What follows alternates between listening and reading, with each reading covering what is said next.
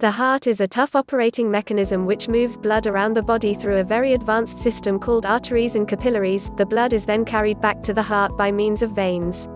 Blood pressure is the thrust of this blood in the body pushing up against the inside walls of the arteries as the heart is pumping into the arteries, which makes an increase in pressure. This increase in pressure is called as systolic pressure. When the heart decompresses and fills with blood, the pressure in the arteries then decreases, which is known as the diastolic pressure. When the blood pressure is evaluated in the arm, it is both of these pressures which are evaluated.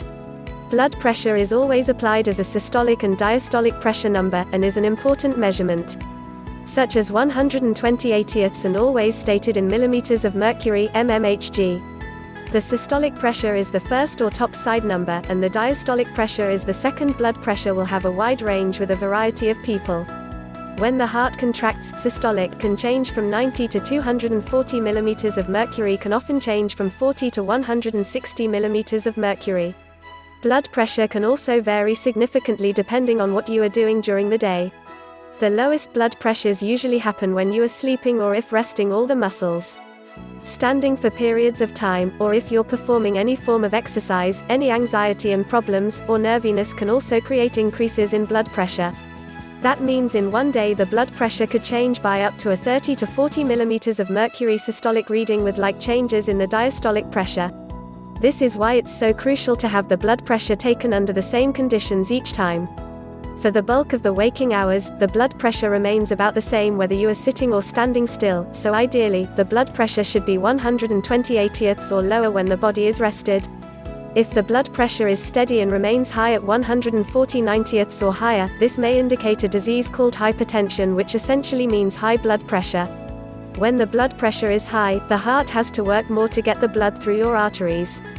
Heart attack, or even kidney troubles then become that much of a greater risk. High blood pressure is a serious disease because it has the heart working much harder. If the heart has to work harder for extended periods, if the heart is slightly enlarged, it can and should still work all right, but if it becomes greatly enlarged, it won't work the same. High blood pressure can also cause damage to the arteries, which can lead to arterial disease.